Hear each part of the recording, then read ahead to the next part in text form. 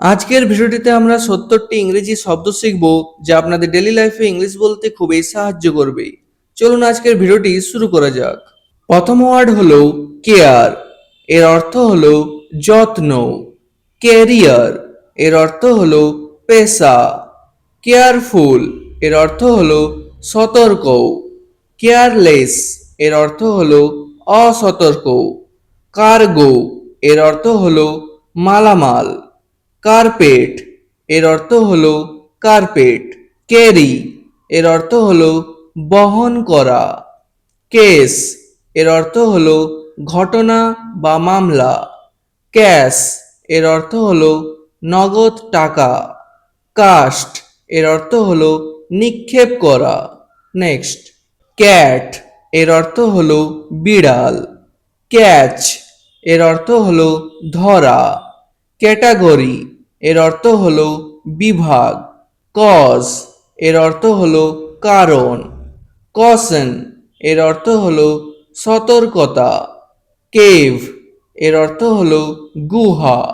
Ceiling এর অর্থ হলো ছাদ। সেলিব্রেট এর অর্থ হলো উদযাপন করা। সেলিব্রেশন এর অর্থ হলো উদযাপন। সেল এর অর্থ হলো কোষ। নেক্সট, সেন্টার এর অর্থ হলো কেন্দ্র।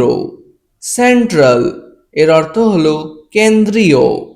সেঞ্চুরি এর অর্থ হলো শতাব্দী। সার্টেন এর অর্থ হলো নিশ্চিত। সার্টেনলি এর অর্থ হলো অবশ্যই। চেয়ার এর অর্থ হলো চেয়ার। চেয়ারম্যান এর অর্থ হলো সভাপতি। চ্যালেঞ্জ এর অর্থ হলো চ্যালেঞ্জ। চ্যাম্পিয়ন এর অর্থ হলো বিজয়ী। চান্স এর অর্থ হলো সুযোগ। নেক্সট, চেঞ্জ এর অর্থ হলো পরিবর্তন। চ্যানেল এর অর্থ হলো চ্যানেল। চ্যাপ্টার এর অর্থ হলো অধ্যায়। ক্যারেক্টার এর অর্থ হলো চরিত্র।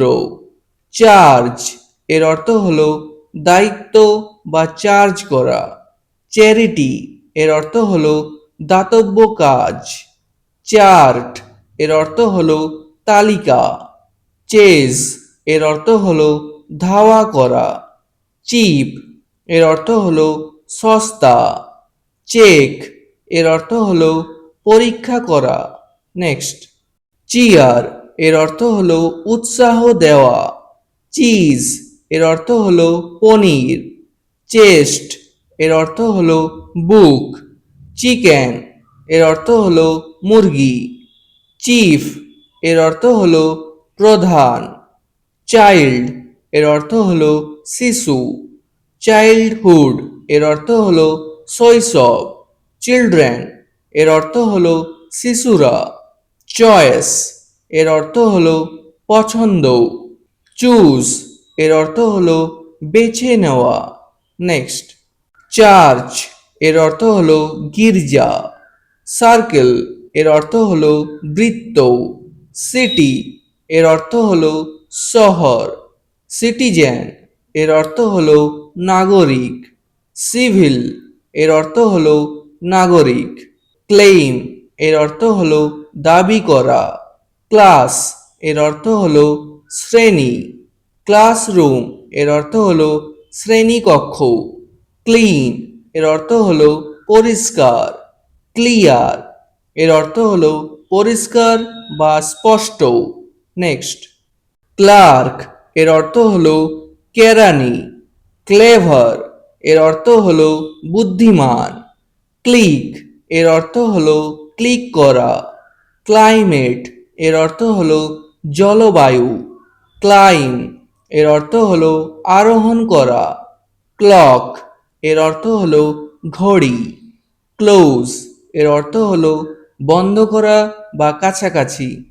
ক্লোথস এর অর্থ হলো কাপড়। ক্লাউড এর অর্থ হলো মেঘ। ক্লাব এর অর্থ হলো ক্লাব।